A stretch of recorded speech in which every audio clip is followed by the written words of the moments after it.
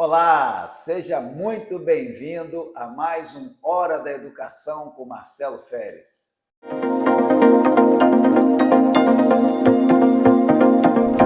Hora da Educação, com Marcelo Feres. E mais uma vez estamos aqui no nosso encontro semanal, o Hora da Educação, que é sempre uma oportunidade de estarmos divulgando aquilo que temos de melhor na nossa rede municipal de educação.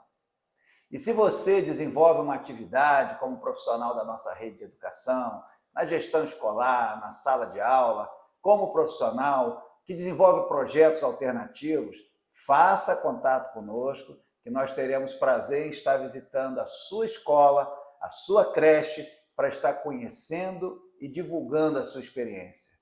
Você pode estar compartilhando aquilo que você tem feito, que tem ajudado a sua escola e os seus alunos. Portanto, compartilhe conosco a sua experiência, que será uma oportunidade para todos aprenderem um pouco com você. É assim que a gente acredita que a educação deve ser feita, principalmente quando a gente pensa em rede, onde as boas experiências de uma unidade escolar podem e devem ser compartilhadas com as demais unidades. E seguindo esse mesmo objetivo, hoje eu tenho um bate-papo muito especial, que nós vamos estar falando aqui de alfabetização, nós vamos estar falando aqui da verdadeira vocação para professor. E para isso, eu chamo aqui para dar suas boas-vindas a professora Fátima. Seja muito bem-vinda, professora.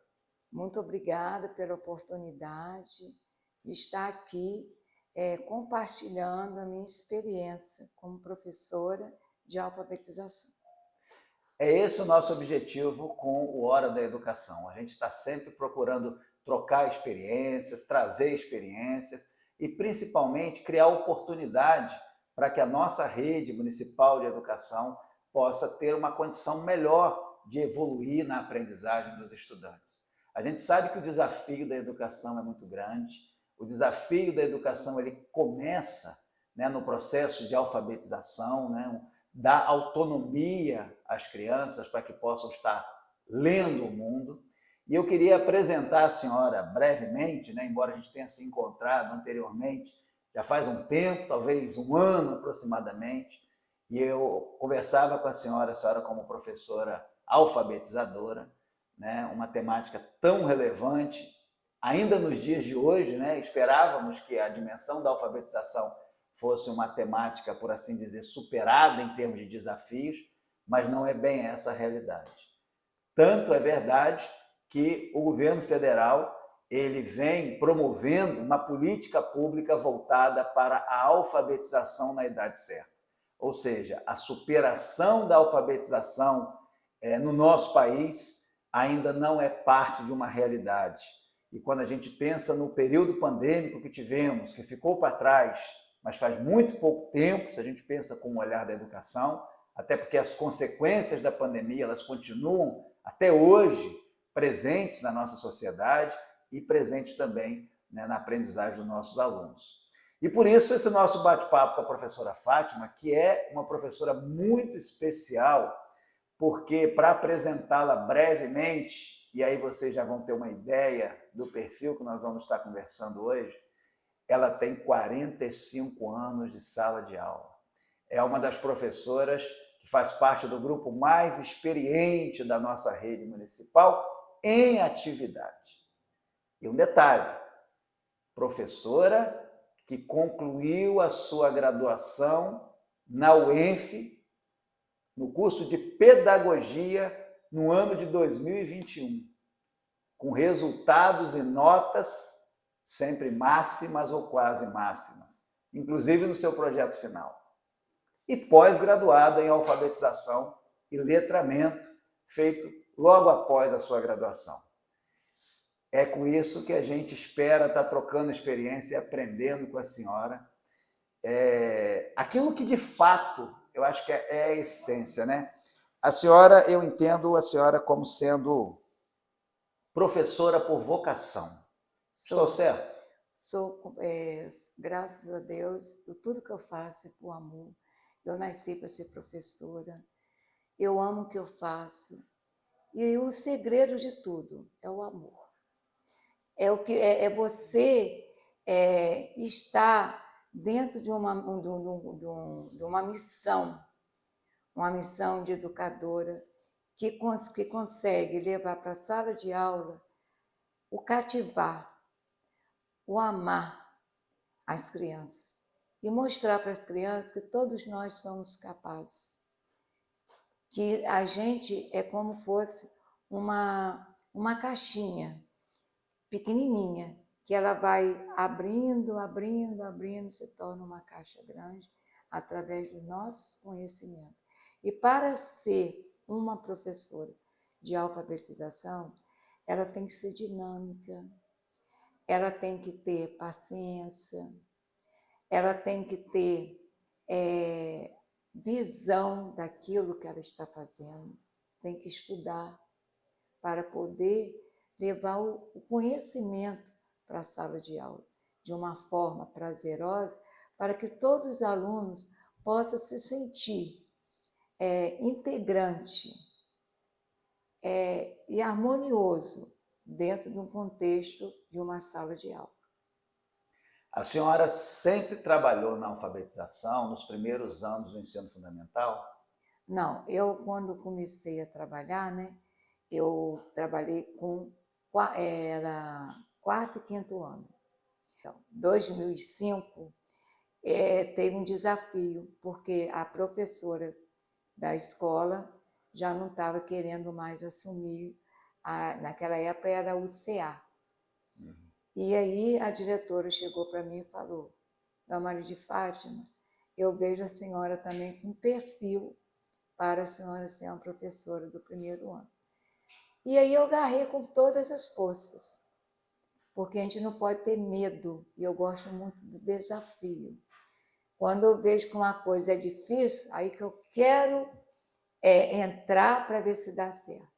E com isso eu amei ser professora de alfabetização, fiz o PENAIC todo, 8 anos, graças a Deus foi muito bem sucedida, aprendi muito, muito mesmo com o PENAIC, e foi só um crescimento de conhecimento para a minha profissão.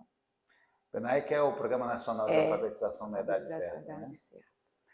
Eu até sorri quando a senhora disse que o desafio é o que lhe move, né? De certa maneira, a senhora se sente estimulada. Eu entendo bem o que a senhora está falando, porque eu sempre fui atrás, né, de desafios na minha história, na minha carreira profissional, porque isso faz a gente crescer, né? Não é só repetir a experiência, né? A senhora está falando de 18 anos, pelo menos, né? De 2005 até 2023. E eu passei por várias etapas, né? No processo da educação, tanto do ensino fundamental como da educação infantil, né? Porque eu também fiz RET na educação infantil. E é um processo assim, muito, muito bom, porque você se sente capaz de estar em qualquer série dando aula.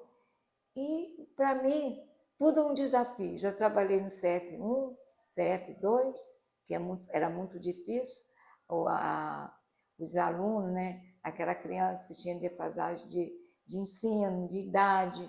E aí, com as graças de Deus, a gente colocando o amor e a serenidade no trabalho que você faz, o que acontece? Tudo flui, né? E a criança se sente com a firmeza que o professor está ali para dar o melhor dele. E para que o professor seja, para a criança seja, pode ser a criancinha do jardim, do pré-2, do pré-3, mas se ele percebe que o professor é organizado, o segredo é tudo. É a organização, é o professor saber, é o planejar a sua aula, é saber o que ele vai dar, o conteúdo, e estudar aquilo que ele vai dar. Porque às vezes pode surgir um outro assunto, e ele não se perder, porque ele está ali com o intuito de ensinar conhecimento. O que a senhora chama atenção é importantíssimo, né? A senhora diz que o planejamento para o exercício da atividade de ensinar é essencial. o planejar. É você planejar o que você faz. É você mostrar, por exemplo, eu no PENAIC, né? Eu sempre fui muito organizada, desde todas as pessoas que já passaram por mim, diretores, sabem da minha organização. Eu sou até meio assim, enjoada, excessiva, eu gosto tudo meu, muito assim, detalhado, muita coisa. E eu aprendi, eu fazia meus cadernos, sim, organizado. Mas com o PENAIC, a gente aprendeu assim, a fazer capa do primeiro ano, incentivando a criança. Então, o que eu fiz? Todo ano, eu preparo meu caderno e mostro aos meus alunos.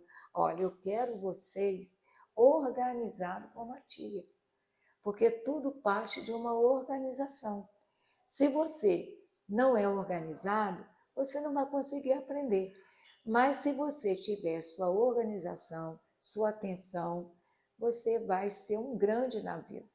E eu costumo também, tudo na nossa vida, professor, é uma experiência, nós aprendemos todos os dias. E o ano passado, no Arnaldo Rosa Viana, eu tive a oportunidade de dar como um RET na educação infantil no pré-2. E aí foi uma estagiária do IFE de música. E ela ensinou uma música que ficou na minha cabeça, porque eu gosto de trabalhar com pessoas inteligentes, eu gosto de trabalhar com pessoas que buscam conhecimento. E aí eu achei muito importante, que é uma música que fala assim, por exemplo, Marcelo, Marcelo, você é importante, Marcelo, Marcelo, você tem valor. Então, eu pensei, gente, a música é mais longa, mas eu peguei o refrão e eu comecei a cantar com meus alunos na sala, na chegada, como é identidade. E eles ficavam me cobrando. Tia, então era onde? Olha, o nome de fulano, ó, só não falou o nome do fulano, quer dizer, eu passava para ver se eles tinham a percepção que eu estava esquecendo do outro, mas não estava esquecendo, para eles lembrar que eu... Assim, gente, então vamos cantar música. Aí eu cantava. E isso é uma forma prazerosa da gente levar o conhecimento, levar a música, levar a alegria, o cativar a criança, né? Não importa a idade, importa que você cativa, leva o amor, leva a leveza para dentro de sala de aula. É o que eu procuro fazer, minha simplicidade de educador. Mas quando a senhora chama atenção para a própria letra, né, desse trecho, desse refrão, é uma maneira de valorizar, né, de elevar a autoestima ao dizer que alguém é importante. E isso deve começar realmente desde os pequenos. Desde os pequenos. E aí eu chamo a atenção para uma coisa, né, quando a senhora traz essa reflexão da sua experiência com mais de 45 anos em sala de aula, eu lhe pergunto, alfabetizar hoje é mais difícil do que há 10 anos ou 20 anos atrás? Não. Para mim é a mesma coisa. Por quê? Porque quando a gente tem amor, quando a gente coloca amor no que a gente faz, tudo se torna agradável. Agora, e quando você ama o que faz? E quando você ama também o desafio. Se você não tiver aquela serenidade de enfrentar o desafio sem medo, confiante no seu trabalho, então, para mim, eu vejo assim, que nada mudou. O que muda são os nossos comportamentos. Os professores hoje, né, que às vezes, não estou assim criticando, mas tem muitos professores que entram para a profissão, entram pelas condições financeiras, mas não entram por amor. ele não dedica aquela profissão com amor, com carinho. E criança requer carinho, atenção, a fidelidade do professor, é a valorização.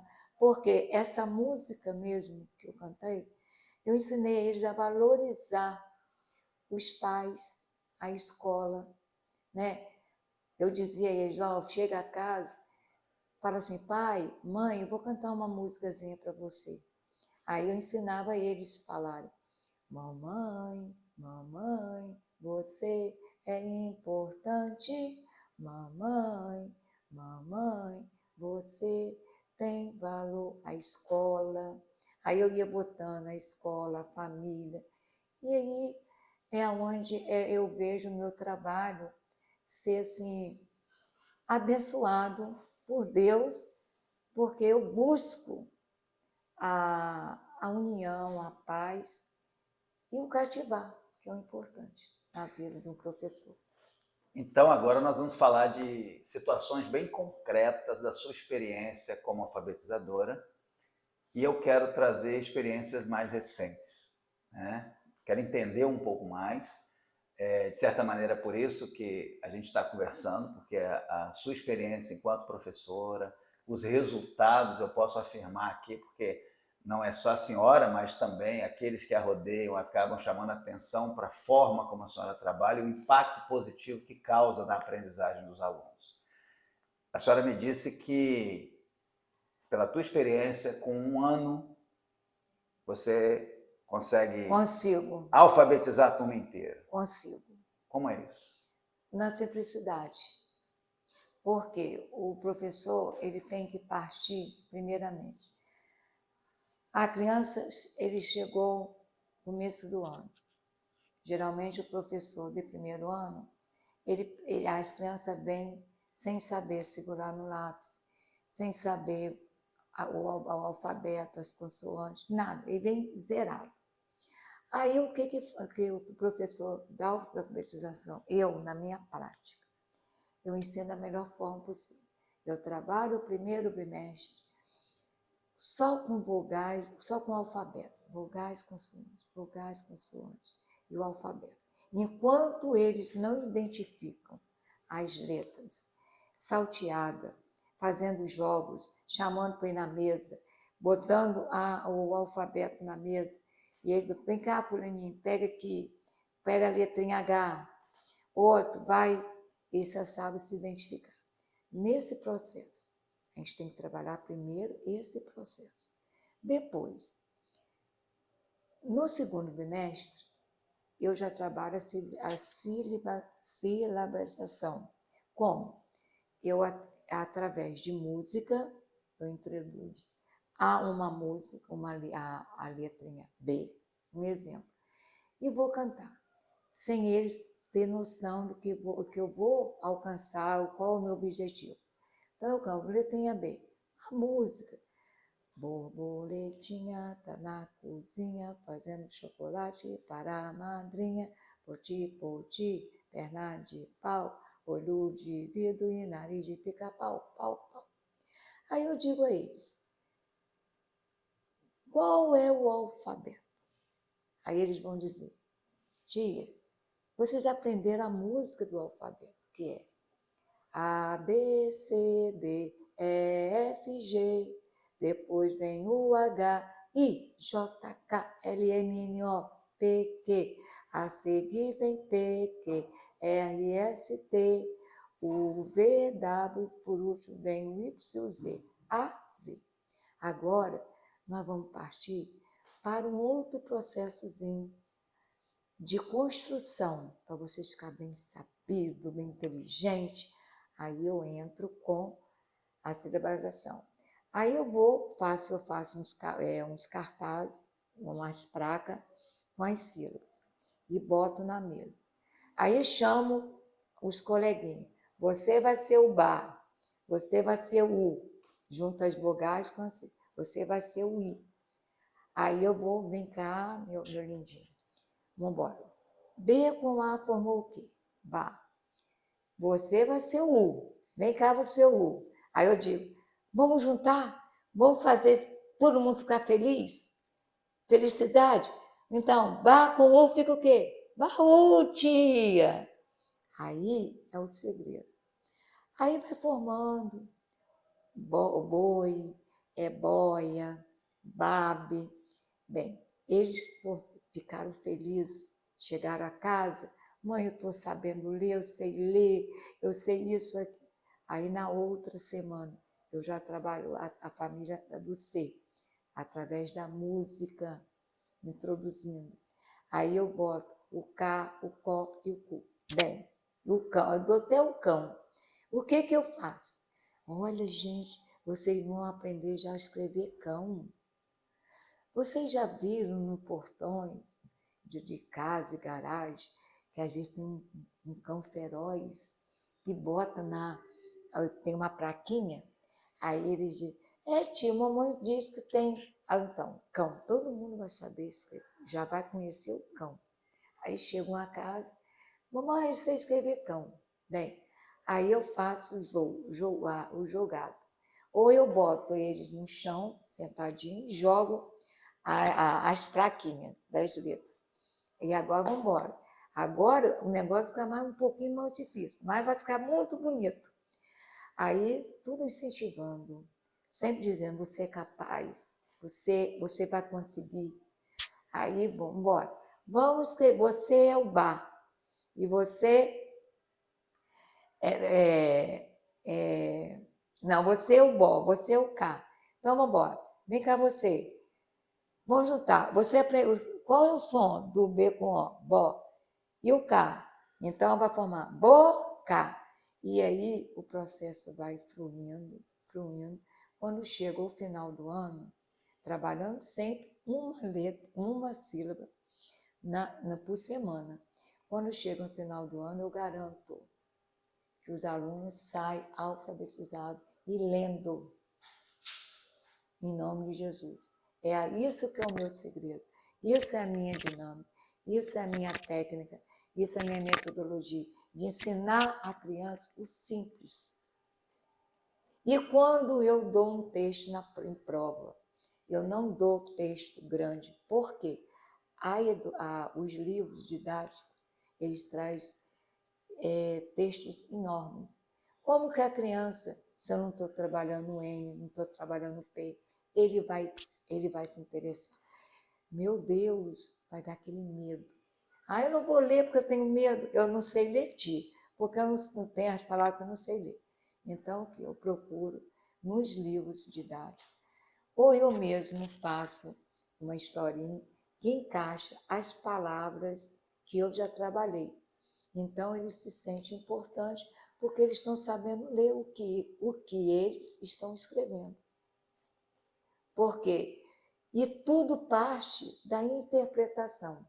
Se o aluno ele consegue interpretar o que ele ouve, o que ele faz, acontece o sucesso.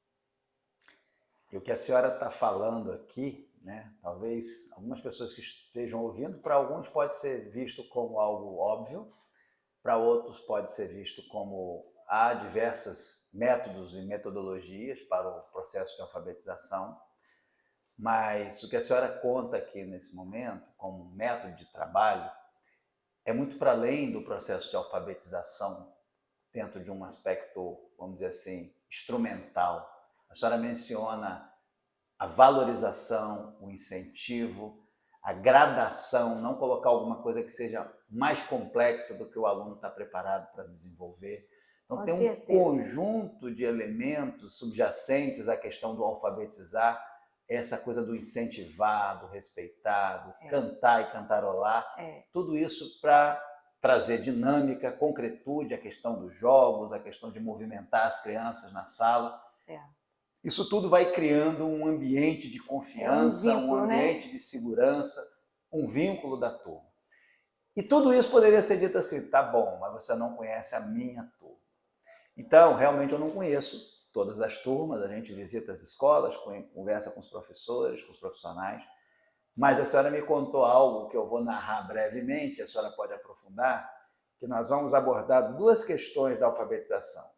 Uma é o número de alunos, que é um desafio, Com certeza. E a outra é a dimensão da inclusão, que é um outro desafio. E a senhora traz as duas experiências. Eu vou começar primeiro com número de alunos. Eu tenho ciência que a senhora começou num processo de alfabetização e a senhora, né, como a senhora já mencionou anteriormente, a senhora atua, né, no CIEP Arnaldo Rosa Viana e também aqui onde nós estamos, né, na Escola Manuel Coelho.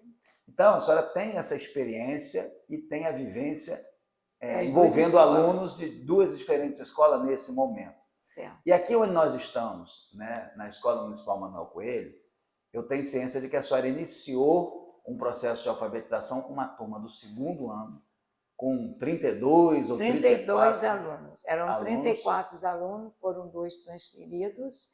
32 alunos. 32 alunos. Dos quais 5 são alunos especiais. São especiais. Né? Conta um pouquinho dessa experiência, mas antes eu lhe pergunto, hoje esses alunos já conseguem ler numa turma desse tamanho? Consegue. Em nome de Jesus, consegue. Por quê? Eu peguei essa turma dia 20 de março, que eu fui convidada pela diretora Leidi, do Manuel Coelho, e ela ligou para mim. Dona Fátima, eu estou com uma turma muito difícil, porque eu sempre trabalhei na Baixada, né? E os diretores, por eu ser uma professora assim, quem me conhece, né, daquilo, sabe do meu profissionalismo. Então, aí Leidi conversando com Rita, que Rita, bem-vinda, que era diretora do Gervásio Vasconcelos Cordeiro, onde eu trabalhei 37 anos lá. E ela passou todo o meu procedimento para Leidi. Olha, Leidi, ela hoje não se encontra mais comigo, a própria secretaria colocou ela no Arnaldo Rosa Viana, mas ela é uma excelente professora. Então, Leidi, vamos, Maria Fátima, o que acontece? É uma turma complicada, 5 laudos e 34 alunos. Eu falei assim, tudo bem. E eu não tive medo, porque a gente não pode ter medo. A gente tem que regaçar as mangas. Ou você é profissional, ou você não é. Então, eu pedi muita unção de Deus. E graças a Deus, está aí a escola que dá o testemunho de alunos com laudos, alunos agressivos, alunos que a própria comunidade não queria mais tê-lo na escola, porque ia tirar o filho, e eu, com a minha educação, com a minha disciplina, com o meu amor pelo que eu faço, eu consegui cativar esse aluno. Eu procurei ensinar ele a palavra amar. Aí ele passou a amar e usar a palavra amar em tudo que ele faz. E eu vejo, pela tua experiência, por tudo que é narrado, a senhora também valoriza bastante a questão da leitura, no sentido de fazer os estudantes se encantarem pela leitura. Para entrar com a leitura através de dramatização, através da contação de história. E eu fiquei assim surpreendida e achei assim uma valiosidade da prefeitura de Campos dos Goytacazes, da sua parte, secretário, colocar a maleta do livro, nosso projeto Biblioteca em Casa. Então, o que aconteceu? Quando a diretora foi distribuir a maleta no segundo ano, e eu olhei e ela me deu uma assim, para ficar na escola, no meu armário. Aí eu fui e olhei, as crianças levaram para casa, todos felizes. Eu falei assim, gente, eu vou trabalhar esses livros toda semana, um por um, valorizando, criando crianças leitores. Aí eu falei, olha, cada semana, vocês vão levar a maleta para casa e eu vou botar no grupo o livro que eu vou trabalhar. Trabalhei primeiro os 3 porquinhos do Monteiro Lobato. Depois trabalhei Chapeuzinho Vermelho, do Lobo Lobato, que é outra versão que o lobo deixa de ser mau para ser bom. E aí veio agora, na época da primavera, né, na estação da primavera, eu pensei, vou apanhar um livro, escolhi um livro, A Largata Comilona. Eu estava fazendo essa dramatização mais simples em sala de aula com eles mesmos. Então, o que eu fazia? Eu pegava aqueles alunos de laudos, eu dizia, você vai ser o lobo, você vai ser o Chapeuzinho Vermelho, você vai ser os Três Porquinhos, no caso aí. E aí, gente, ele se sentia importante na sala de aula. Aí, as crianças, eu botava, senhores responsáveis, se o aluno não souber ler, que ele leia a mensagem, que vocês possam contar a história para eles, para quando ele vier à escola sexta-feira, ele já está ciente do que está acontecendo. E aqueles que sabem ler com fluência, que continuam lendo com fluência, e vamos ler o livro. Gente, foi um sucesso, está sendo um sucesso, porque as mães estão botando no grupo, meus filhos estão lendo, mesmo gaguejando, mesmo soletrando, a criança está lendo. Então, gente, é um fator importante. Eu estou me sentindo assim, tão feliz com uma coisa simples. Aí o que eu faço para incentivar? Porque eu gosto do incentivo. Meu filho me deu uma pipoqueira elétrica. No dia, toda sexta-feira, eu trago a pipoqueira. Ó, vai ser a aula pipoca literária. Por quê? Porque no tempo, se vocês comportarem, todo mundo vai ganhar pipoca. E todo mundo vai contar história. Aí eu trabalho a contação de história, a escrita, a dobradura. E isso torna uma aula grandiosa, valiosa. Não é todos os dias, porque a criança tem que ter um dia diferente. A criança tem que saber que a escola é um prazer e não uma obrigação. Porque muitos pais acham que a escola é obrigação, levar o aluno, taxar aquele aluno. O aluno vem querendo com sono, não querendo estudar. Então, eu faço o aluno a sentir o prazer de estar na escola, através de trabalho diversificado, né? E ir tornando eles também personagem da história. Coisas simples que qualquer professor pode fazer. Botar o aluno e não excluir. Pegar aquele aluno com mais dificuldade, para ele sentir valorizado, no que ele está integrado dentro de uma sala de aula. Tudo isso que a senhora contou é uma experiência real e é uma experiência deste ano, numa turma com 32 alunos, no segundo ano em processo de alfabetização. Eu estou assim, como se diz, é um processo de consolidação, né?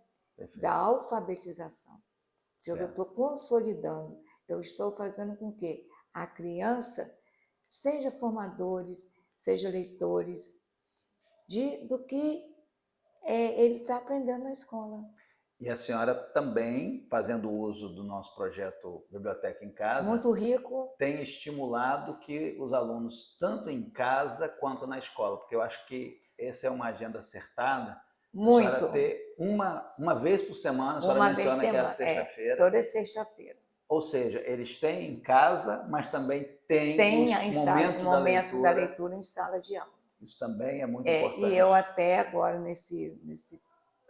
como estou aqui presente, desenvolvi um plano de aula muito bonito, com a história da Largata Comilona, e vou apresentar, que Verônica, a coordenadora, né, pedagógica, me pediu para me organizar, e eu vou apresentar para o primeiro e o segundo ano a forma, como que eu trabalhei, né, esse livro, levando a incentivação, a motivação, para que a criança se sente que a escola é um prazer. A escola é lugar de alegria e de felicidade. Tanto que Rubens Alves, eu fico muito focalizado nesse pensamento. Rubens Alves diz assim, os professores, antes dos professores serem especialistas em suas ferramentas do saber, ele tem que ser especialista no amor e no intérprete de sonho. E o professor ele tem que ser um líder ao ensinar e levar a felicidade para a sala de aula. Excelente. Eu, quando concluí minhas monografias, tanto da UENF, tanto da pós, eu coloquei esse pensamento, porque é muito importante nós termos a nossa ferramenta. Mas a ferramenta não é o concreto, é aquela ferramenta de dentro, da alma, que o aluno possa sentir que ele está sendo amado, que ele está sendo acolhido. E o amor é tudo, gente. Se você não leva o amor, você não constrói nada. E é o desejo genuíno, né, de contribuir para esse desenvolvimento. Para esse desenvolvimento das crianças. E, claro, a senhora menciona aí a importância da escola ser uma escola acolhedora, né? Eu aprecio muito, eu acho muito a valorização. Por exemplo, aqui na Escola Manuel Coelho, tudo é prazeroso, tudo é motivo de alegria, né? E, como se diz, a escola é uma engrenagem, né?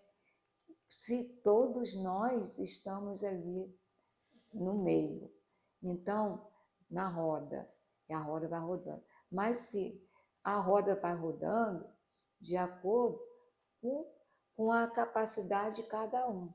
Eu vou fazer isso, eu vou fazer aquilo, vou fazer. Então, vamos juntar, vamos somar.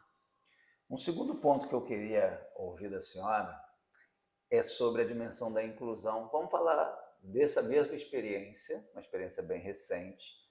Embora haja diversas crianças com laudo, eu sei que tem um caso que para a senhora é muito importante, para mim foi marcante. Que é justamente de um aluno, né, que num primeiro momento ele tinha uma dificuldade de socialização, tinha uma dificuldade, rejeição, inclusive, né? de assim, ser aceito e aceitar o espaço escolar. O espaço. E que, de forma muito breve, eu posso dizer que hoje ele está gostando amando. E também sendo amado pelos colegas e pela escola. Conta um pouquinho de que fase, de forma breve, de como foi esse processo. Porque o menino, assim que eu a conheci, né?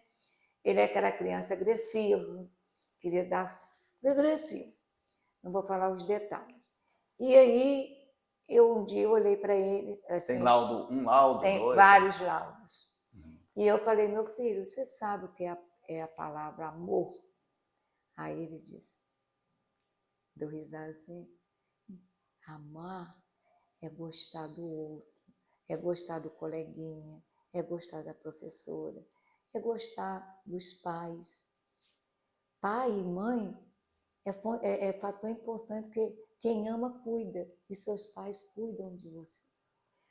Aí, aquilo, eu joguei essa semente, eu joguei a sementinha e estou colhendo os frutos. Por quê? Ele agora, fiz os coleguinhas respeitá-lo. Porque primeiro você tem que fazer os colegas respeitar o espaço do outro. Como que a criança, todos nós temos que ter respeito um pelo outro. Não é porque ele é criança que eu vou bater, que eu vou maltratar. Não, vocês são amiguinhos. Então, aqui na escola, todos nós somos amigos. A tia é amiga de todo mundo. Então, vocês têm que ter o amor. A palavra aqui é amar. E aí, agora, ele só sabe falar em amar. Já é uma criança que está socializada dentro de um contexto de escola, de sala de aula. Ele deixou de ser aquele aluno agressivo. A mãe fica encantada querendo vir para a escola, que era o caso, que ele não queria vir para a escola. Está aprendendo a leitura, a escrita. E isso, gente, esse projeto que eu fiz do plano de aula, quando eu chamei para ele, eu falei assim, vem fulano escrever essa tal palavra, que ele escreveu. Gente, as minhas lágrimas desceram, e eu abracei muito ele. Eu disse, meu filho, como que você é importante? Aí ele disse, tia, eu te amo, você é minha flor, foi o que ele falou para mim. Que lindo. E isso, gente, todos nós podemos fazer. Basta a gente usar de gratidão, de leveza e estudar aquele aluno, olhar para ele. Porque todos nós estamos sujeitos às falhas, os acontecimentos da vida. Você às vezes é perfeito, de repente você passa a não ser perfeito. E aí vem aquela coisa, né? Que Deus nos criou perfeito, mas de acordo com o decorrer do momento, da vida, a gente passou a ser outra pessoa, outro tipo de pessoa, não do comportamento, mas sim físico. Então nós temos que dar muito valor à solidariedade e valorizar um deficiente, seja ele qual for que tenha laudo. Eu já passei por várias experiências, já passei por aluno dando aula em sala de recursos, que eu também tive essa experiência valiosa, com aluno com deficiência visual. Fiz o curso de Libras, fiz o curso de Braille, então eu procuro me capacitar para mim poder entender o que aquele aluno precisa, do meu abraço, do meu afeto, através dos conhecimentos. Porque se você não estudar a sua meta, a sua maneira de ser, o seu crescimento como educador, nada vai fluir. Porque você vai ficar sempre parado no mesmo tempo, num lugar só. Então você tem que...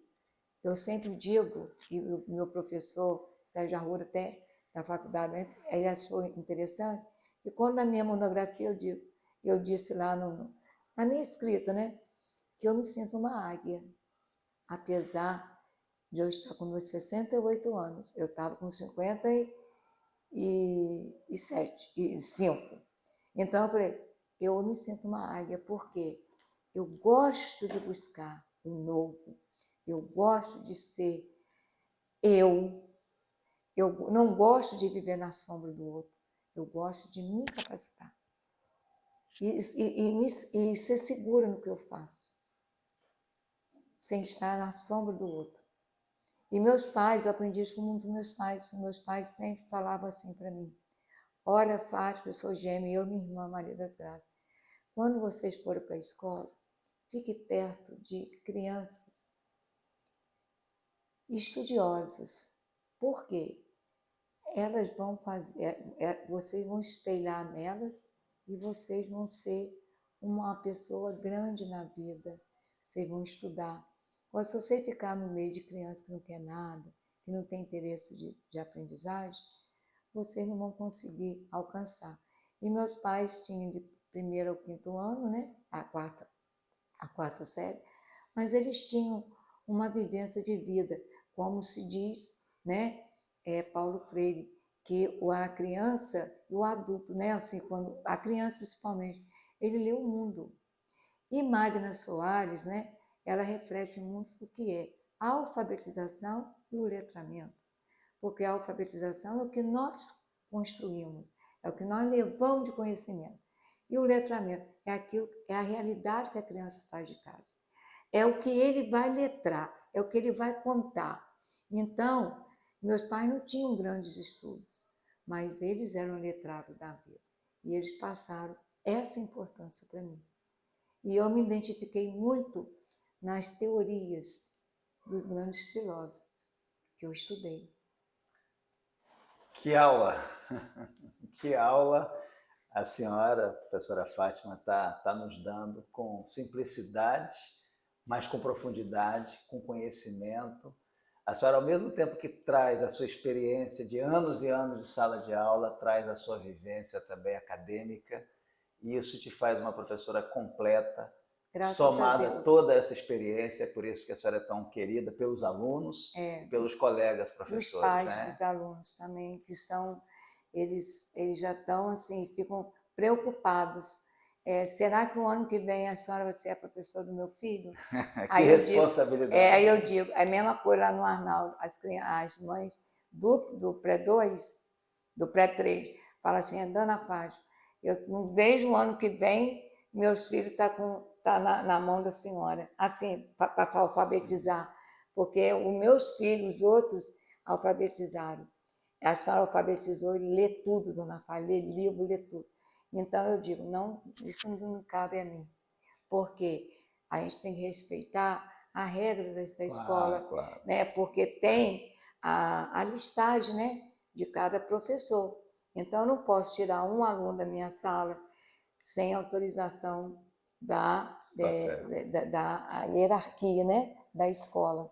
Então, mas eu sempre digo, não fico muito na esperança, mas todos nós somos profissionais.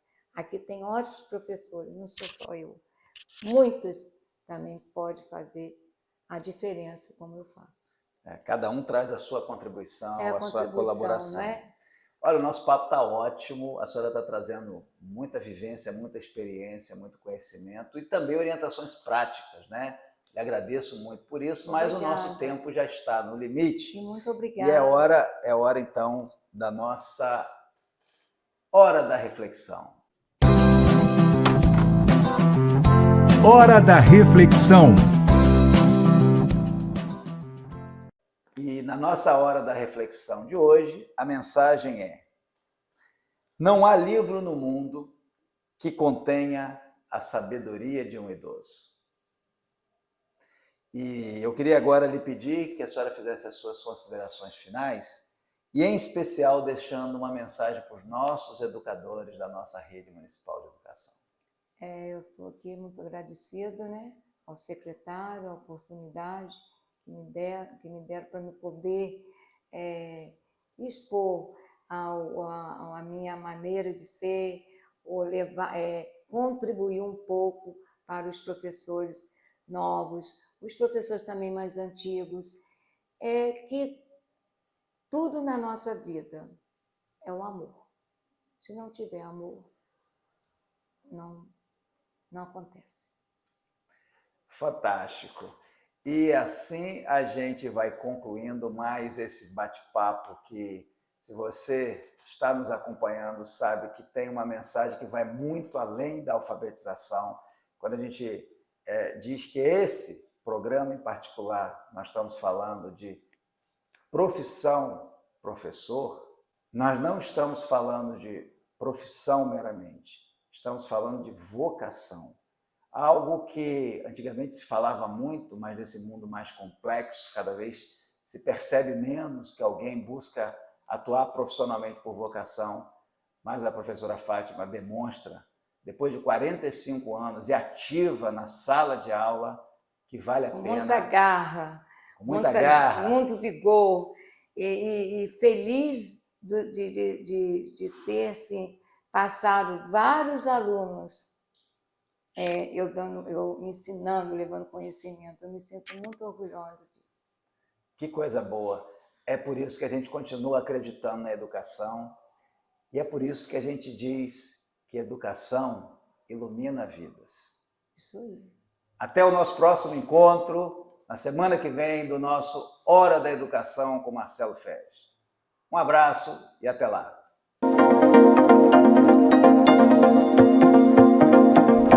Hora da Educação, com Marcelo Feres.